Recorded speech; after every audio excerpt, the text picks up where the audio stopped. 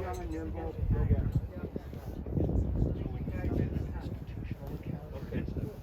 There is another.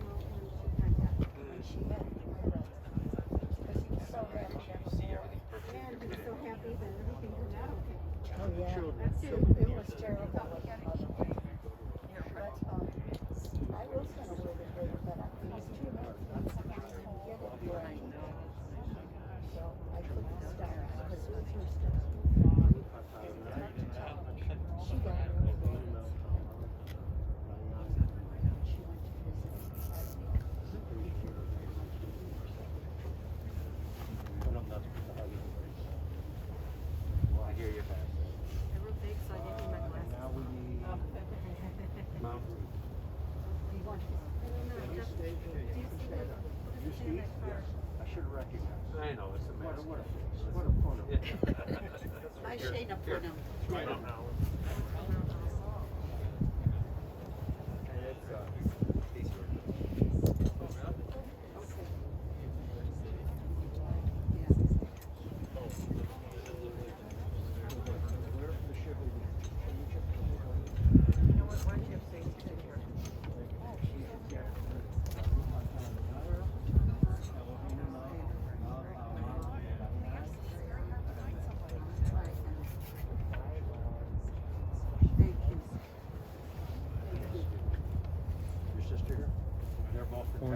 Oh, I didn't know where they were. Okay.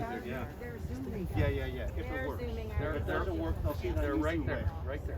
But this is inconsistent internet. You're out in the middle of nowhere. Yeah. So if it doesn't work, they'll get it on YouTube. Okay.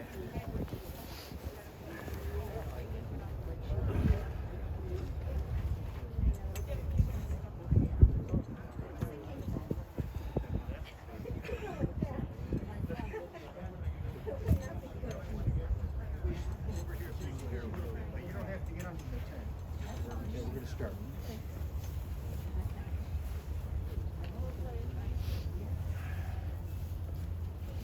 Baruch Dayan Ha'emet, we praise the Judge of Truth. The weather could not be any better in January for a sad occasion. So we thank God for this tremendous weather. Just to let all of you know that Zoom is inconsistent, so it'll be on YouTube also. So if you lose the Zoom signal, it's inconsistent because we're in the middle of somewhere, very important, but not someplace with a lot of cell signal all the time. And you know what? It's okay. Begin with Psalm 121. Esai enai el ha'arim me'ayin yavo Ezri. Ezri me'im Adonai osa shamayim va'aretz. Al yitain lamot raglecha, al yanum shomrecha. Hinei lo yanum v'lo yishan shomer Yisrael. Adonai shomrecha, Adonai tzilcha al yad yaminecha. Yomam hashemesh lo yakerka ve'arech b'layla. Adonai yishmarcha mikol ra. Yishmor et nafshecha. Adonai yishmar tzecha v'wecha. Me'ata va'ad olam. I lift up my eyes unto the mountains, from whence cometh my help. My help cometh from the Lord, maker of heaven and earth. God will not let your foot give way. Your protector will not slumber.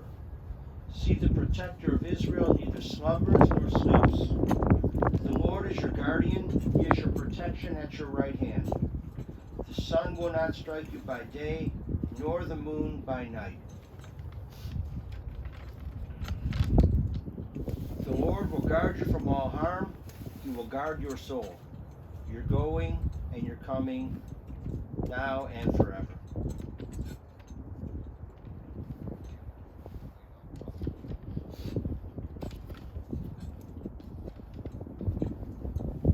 Death has taken our beloved Merle Ettinger. Our friends grieve in their darkened world. In their silence there is lamentation. In their tears there is loneliness. Lost in their sorrow may they find the presence of loving friends. Hear them, O God, and be with them. For Merle's love that united us in life and which death cannot sever. For his companionship that we shared along life's path and which continues in the tenderness of memory. For the gifts of his heart and mind that brought us joy and happiness, it is now a precious remembrance. For all of these and more, we give our thanks to God.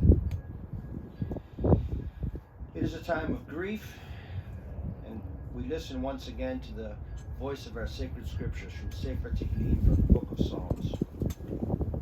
It tells us of the ever-new message of God's nearness, our kinship with the Creator.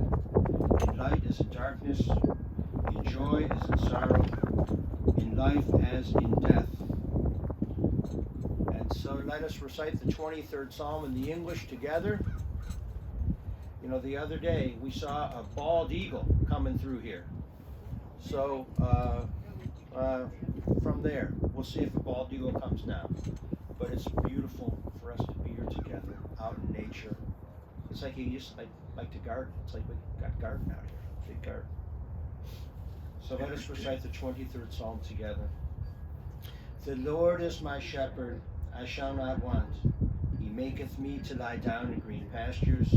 He leadeth me beside the still waters. He restoreth my soul. He guideth me in straight paths for his name's sake. Yea, though I walk through the valley of the shadow of death, I will fear no evil, for thou art with me. Thy rod and thy staff, they comfort me. Thou preparest a table before me in the presence of mine enemies. Thou hast anointed my head with oil. My cup runneth over.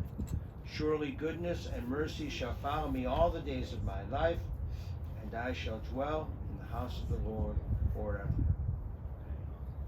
It's a privilege to call for Sherry and Brian to speak words of tribute to their dear father, and then Shmuel, the granddaughter, coming forward.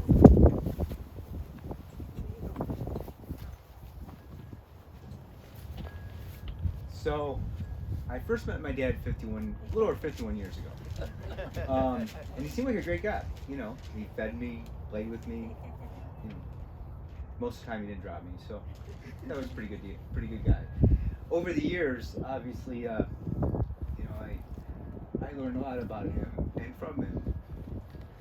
By the way, guys, kids, it's alright to cry. Yeah, totally. So, I told myself I'd stick through this. So,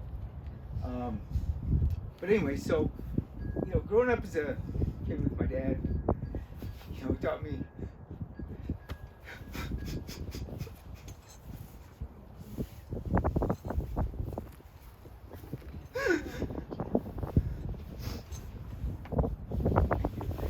Alright. So, as a typical boy, he taught me all kinds of things about, work with your hands and, some things I didn't understand, but he always made sure I knew what was going on. And, obviously I saw the way he was with my mom and my sister and everyone else here. And, it didn't matter if you were a family member, a friend, a neighbor, or a customer. you know, he always treated everyone the same. Which is something that I always took from him, and maybe I didn't understand it at first, but you know, working with him for all these years, and I didn't realize it had been 34 years till we did the obituary, and so I guess I can retire. You know, working on that too. But you know, working with my dad, and I've told this many times, has been the easiest and the hardest thing I've ever done wrapped into one. You know, and I always told him, I said, once you realize I'm right, we'll be fine. You know, and you know, he had the old school way of thinking. I had the new thoughts, new schools, new ideas, and you know, we somehow managed to work them together, and it came out with positive results. You know, and I always told him, I said, you know, because he was so proud of myself, you know, and what I did with him and my sister and my mom and grandkids, and you know, I said, what I did was based off your foundation you built, you know, and I stopped by work before I came here because the herd stopped by so he could check up on everyone one last time, you know, and make sure that the employees know he was there and watching them. You know, and one of my guys had a day off today, but he came in just for that. You know, and you know, he always told me, treat your employees like family, because you know, they're your work family. You know, let's face it, you know, there's a lot of weeks I'm around them more than I am my own family. And you know, customers too, the relationships you build with customers. I mean, just you know, I have flowers at the house sent from customers, you know, and that's not a typical business that gets that done. You know, we build relationships with people, and whether it's family relationships, friends, neighbors, customers. I mean, these people have been coming to us in several generations of families have been coming to us for years, you know, and that's not just because of what we do. Yes, it's partly what we do, but it's partly because the relationships we built. People don't want to, you know, like I always tell people, there's 100 repair shops between myself and where you live, but you come to me for a reason, you know, and that's because we take care of people, you know. You know, obviously, you know, for the last 13 months, he hasn't been around at the shop much, but you know, we talk to him almost every day on the way home from work, and he used to always complain because my turn signal on my truck was too loud. Though he couldn't hear half the words I was saying, but he could hear that. Go figure.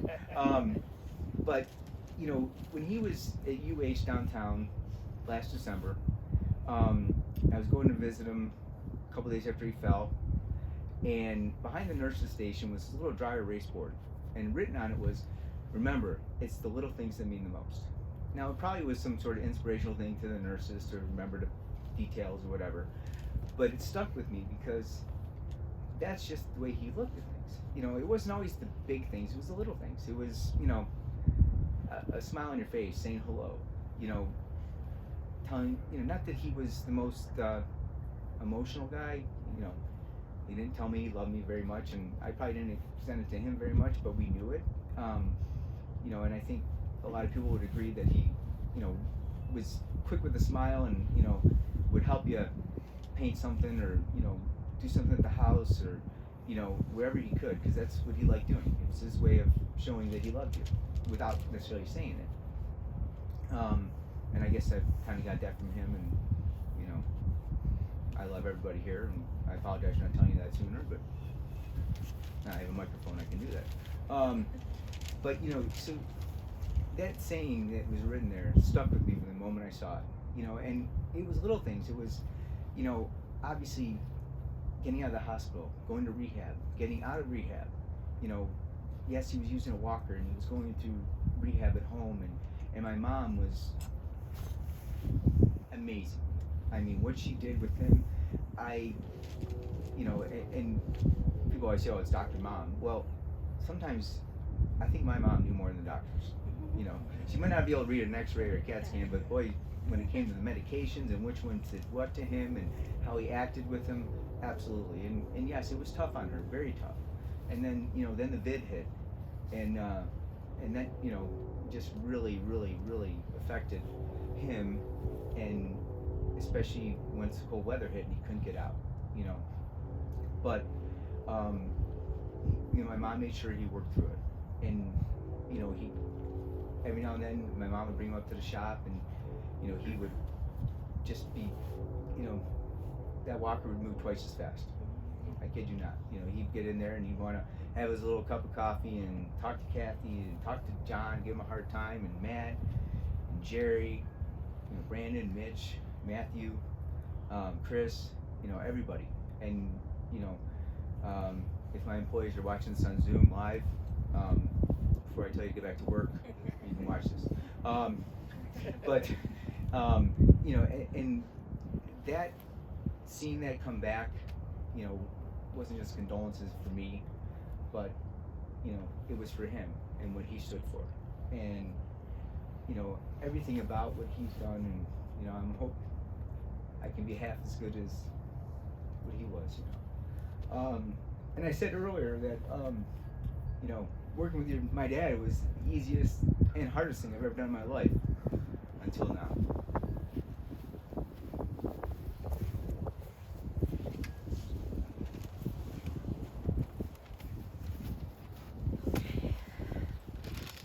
Wasn't sure if I could do this, and I jotted things down because there were just some things that I wanted to make sure that I said. And so my dad loved his family. He loved my mom, he loved all of us, he loved all of his friends. And I thought I would just say some highlights of some things that I remember, and you know, a lot of these have to do with Brian too. And just some things that, as I got older and realized about him, Brian and I were talking about, you know, my dad, I'm sure my dad got mad at us when we were younger, but I really don't ever remember my dad being mad at me, almost never. Or, you do? Well, or telling us no very often, you know, it almost never happened. When we were little on Sundays, and he would get up and he would make us these bullseyes, and he would make us coffee, which was like this much coffee and this much milk. You know, he would make us those breakfasts. And I wanted a horse when I was a kid. And he told me, he didn't tell me no. He said, Sherry, you build a barn and I will buy you a horse. So I had this barn designed and planned, you name it. I never obviously built it, but he never told me no either. We had so many great memories with the Model T and all the old cars and the Model T Club. And our garden on James Drive, for those who came to visit, was just huge, and you know, we all worked on that. My dad loved my mom, and I was telling the kids the other day, you know, it's one of the last things he said was to my mom that he loved her, and it was the last thing actually he said. And there wasn't be anything that he wouldn't do for her. You know, her birthday came up in December, usually right after Hanukkah, or sometime, I don't think it was ever at the same time. But you know, months early he was calling me, Sherry, you gotta figure out something for your mom for her birthday, for Hanukkah. You know, even this birthday, he called me. He always says to make sure, you know, he would never forget and he would get something that my mom would want. He would do anything for anyone. And you know, with our houses, especially our project house that we bought 8 years ago, you know, he was pulling down ceilings and nails and painting, and he would just always be there. Then we started growing hops, and you know, it'd be since he fell, you know, time didn't always mean exactly that. He's like, do you need any help with the hops? You know, I'll come over and help pick them. And he always would be there for any of us, no matter what. One of the things that I realized as I got older that I was always so impressed with is my father was such a good friend. You know, he had friends from his childhood, and you know, he visited them. He always talked to them. We went places and he visited people if they lived elsewhere, and that's just not a trait that you see always in people. He always wrote cats on our cards. And my Aunt Ruth put mice, and they always disagreed with that. Was a mouse or a cat. Whenever we saw him, he always told us to stay safe, no matter where we were, when we were going, if we were just going home. And I told him I got my new car recently, and in it says, when it's cold, it says, be careful, the roads might be icy. And I said, Dad, you're in my car with me every day now. You're telling me to be careful, the roads might be icy, and I know that you're in there. I was always very proud of him as a kid. You know, it's your dad growing up, but as an adult, I think I was even prouder of the kind of person he was, and to all of us. And I'm gonna miss him a whole lot.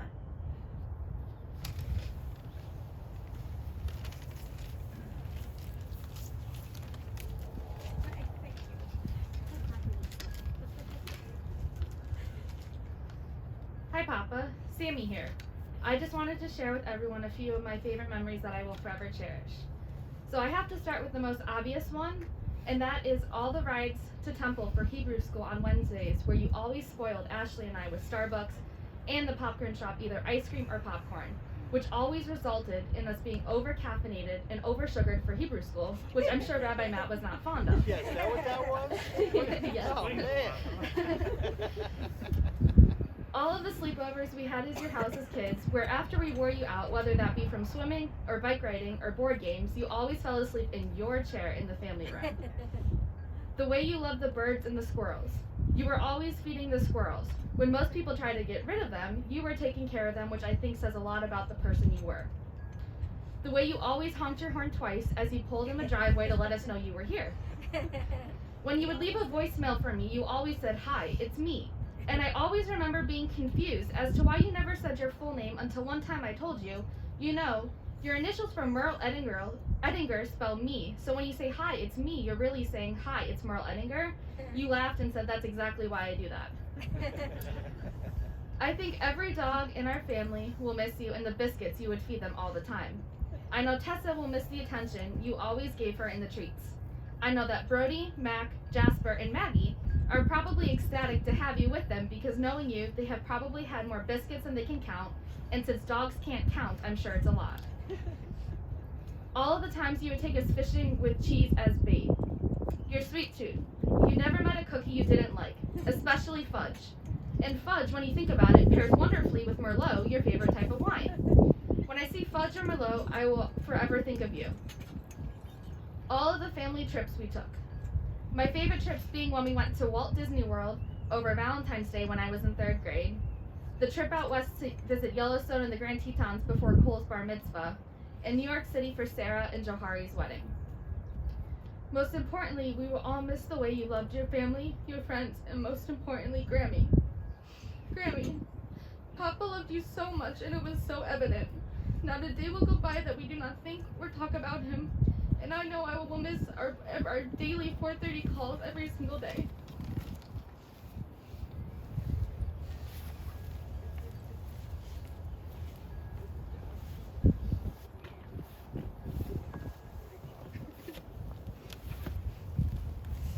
And to all of those words spoken as a prayer, let us say amen.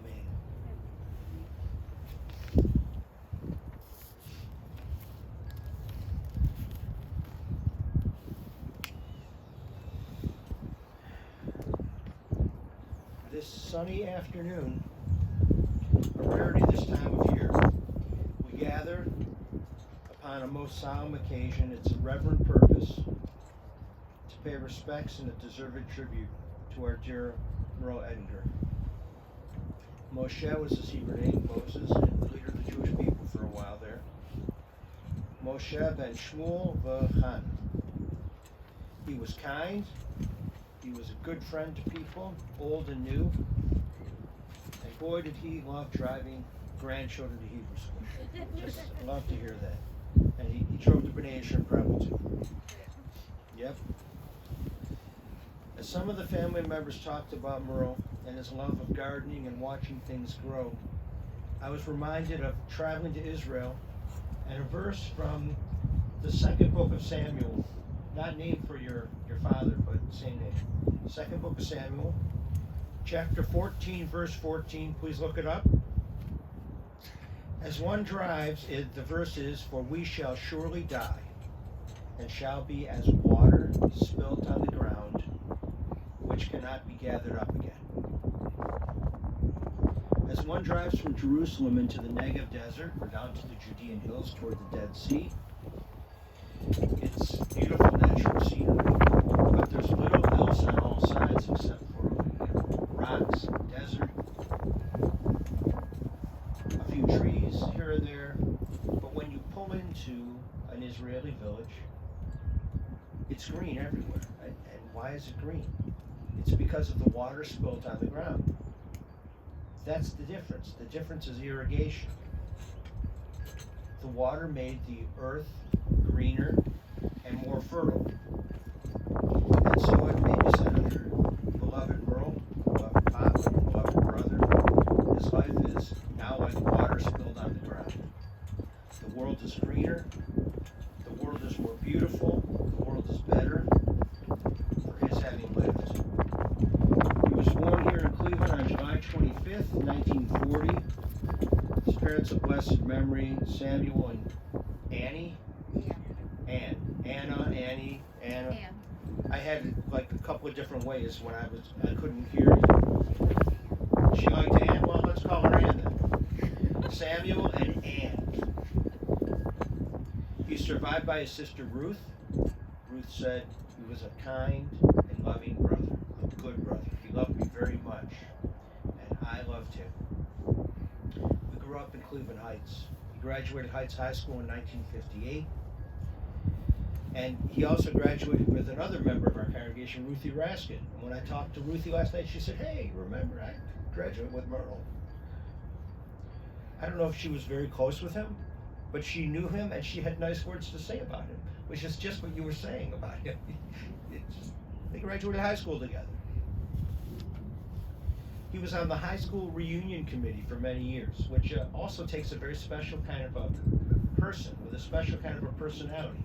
Because you call people, and a lot of people don't even answer their calls because, they don't really want to think about high school so much. But he wanted to help people make those connections, and it's a lovely attribute. The relationships are so important to him. He went to OU for a couple of years. Then he went to the Army Reserves for a few years, and that kept him out of the draft. And it helped our country at the same time. Marilyn, you said we met through mutual friends who invited us over to dinner. Joanne and Bob Palazzo. It was a fix-up, but we didn't know it. We met the end of October 1953, and there's discrepancy whether he asked her to marry him or she asked him to marry. You'll figure this all out. But she said we were married August 23rd, 1954 at the Old Heights Temple. 64. It's a typo. I'm glad you're listening. August 23rd, 1964. I'll fix that typo. We had a loving and good marriage. Like I told my sister, we have a wonderful family, the best. Marilyn continued, his biggest joys were spending time with family. It was his biggest joy that he poured out the affection of his heart upon you, each and every one of you, and his work family too. Merle and Marilyn had a marriage almost 57 years. Dear family, 2 children, Sherry and Brian, Sherry's husband Jeff, Brian's wife Stacy, and the grandchildren, Samantha, Ashley, Cole, Elizabeth, Benjamin, Bud, Shmuela, Esther, Lev, Eliana, and Yonatan. Of course, Merle's sister, Ruth, and he was an uncle to Steve, and to Janice, and Jody, if the Zoom is still working there in Texas somewhere. And Marilyn's sister, Beverly, her husband, Sheldon, he was uncle to Lisa and to David.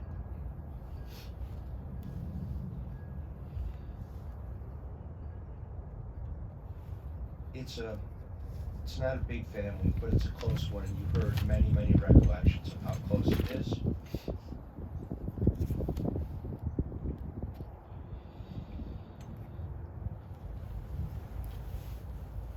For the Browns game, Brian was at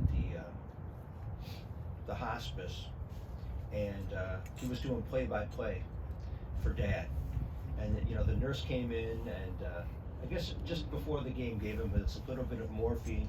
And Brian said to me, he said to the nurse, he said, "You might have to come and give me some of that at halftime." But he was doing play-by-play for Dad. They were watching the Browns game, and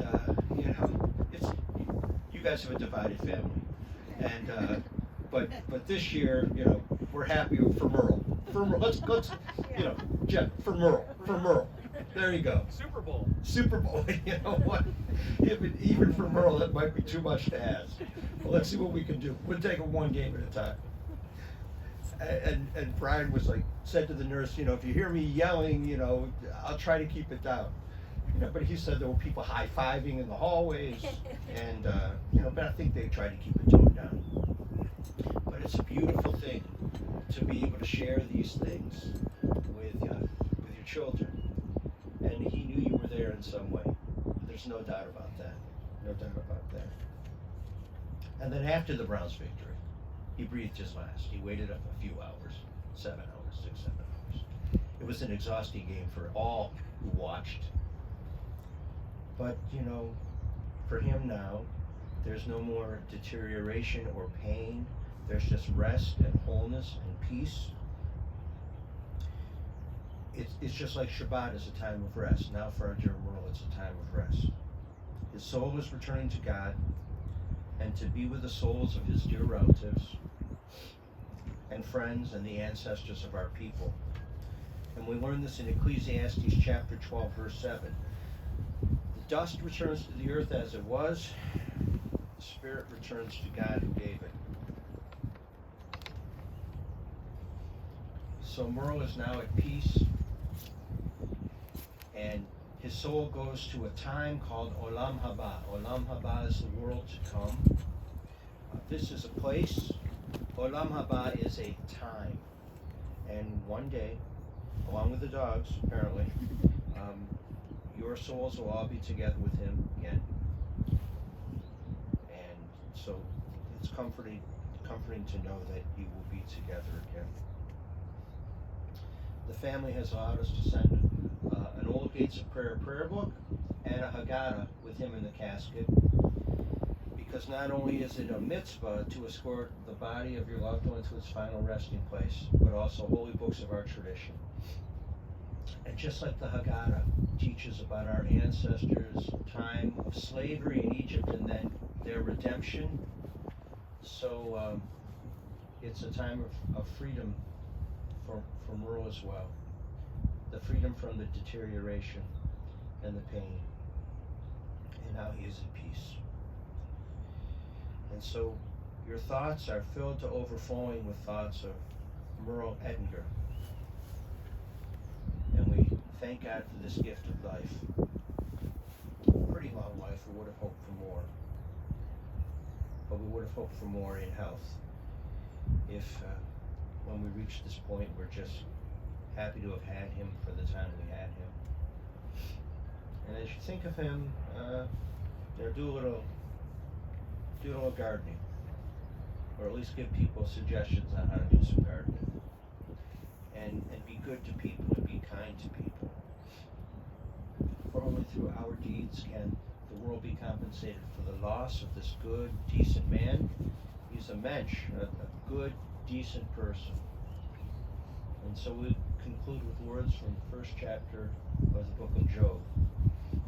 Adonai Natan, Adonai Lakach, Yehi Shem Adonai Mevarach. The Lord hath given, the Lord hath taken away. Blessed be the name of the Lord. Amen.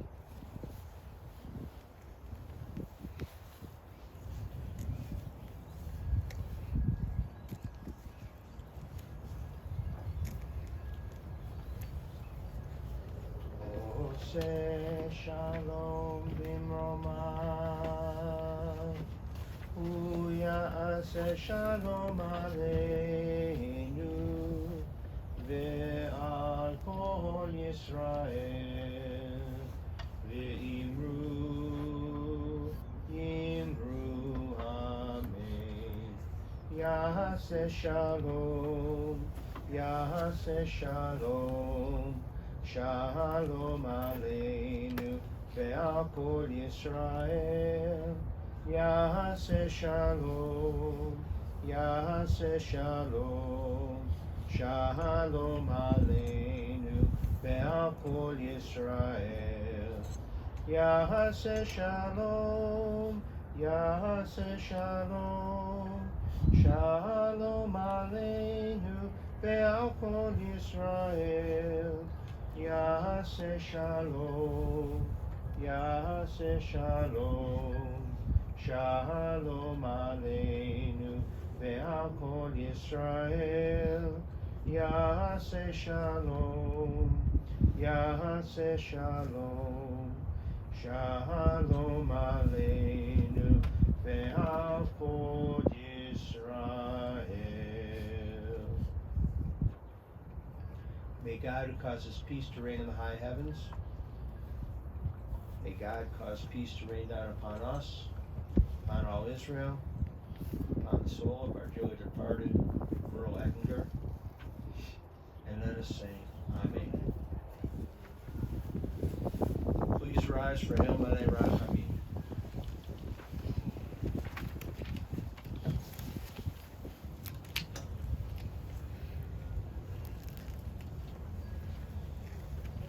Into your care, O God, we entrust the spirit of our dear Merle Ettinger, Moshe ben Shmuel V'chana. For you, O God, keep faith with your children in death as in life. Sustain us that we may meet with serenity the mysteries that lie ahead, knowing that when we walk through the valley of the shadow of death, you, O God, are with us, a loving friend in whom we put our trust. You are the light of our life, our hope in eternity. El Malei Rachamim, Shochen V'Amronim, Hamitzeh Menucha Nechona, Tachat Kanfei Hashchina, Im Kedoshim U'Tohorim, Kezohar Rakia Masirim. Et nishmat Moshe ben Shmuel V'chana shalach le'olamo Ba'al harachamim Yastirehu b'setek kenavav le'olamim Vayitzroh b'tzor ha'chaim et nishmato Adonai hu nachalato V'yanuach b'shalom al mishkavo v'nomar Amen.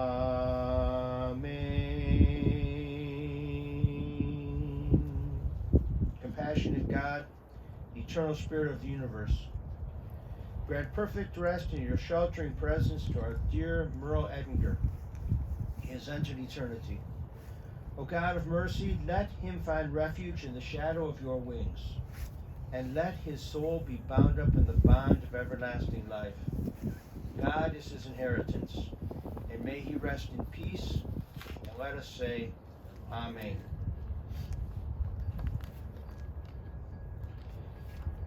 May those who mourn the loss of Merle find comfort in the hope that though the dust returns to the earth as it was, the spirit returns to God who gave it. Death is not the end. Those we love have passed through the gateway of the grave into the peace of life eternal. We know that all of us must tread the same path, though we know not when the hour may come. Let us so live that the coming of that hour shall find us unafraid. May we do deeds to honor the memory of our beloved, whom you, O God, have taken to yourself. Trusting in your wisdom and loving kindness, we praise your name as we recite the Kaddish for Merle. Yitgadal v'yitkadash shemei rabbah, ba'alma divrach cherutei v'yamelich malchutei, v'chayechon v'yomechon v'chay l'chol beit Yisrael, ba'gala v'zman kari v'yimeru, amen.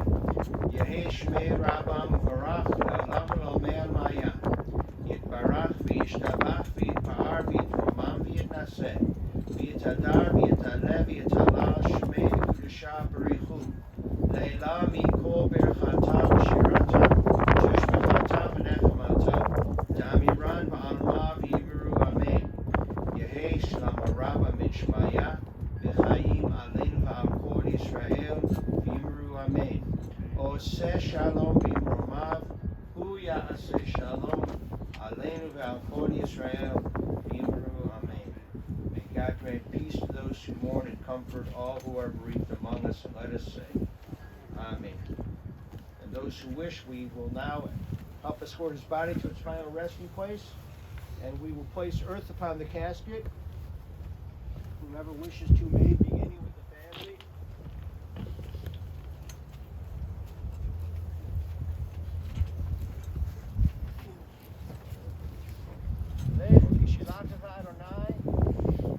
Go your way, for God has called you.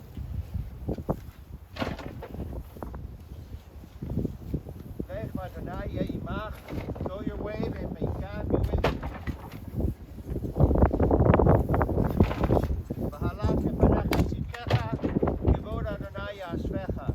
May your righteousness go before you, and may the glory of God receive you.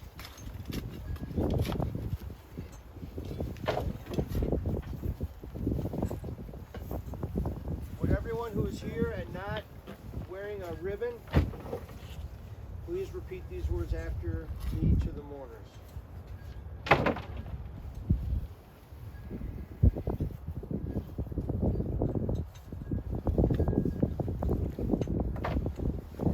May God console you. May God console you. With all who mourn. With all who mourn. In Zion and Jerusalem. In Zion and Jerusalem. Hamakom yinachem etchem b'tok shavet Etzion v'Yerushalayim. We will recite Kaddish for Merle for the next month, every Friday night service, every Wednesday Hebrew school, and every Sunday morning of religious school. We are privileged to do so. And the family has asked if you wish to make donations in his loving memory that you consider among the places their long time and our long time congregation, Temple Israel near Tamid. And then also the Seidman Cancer Center at Geauga.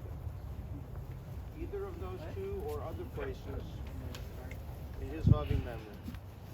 And this concludes our service here at the cemetery.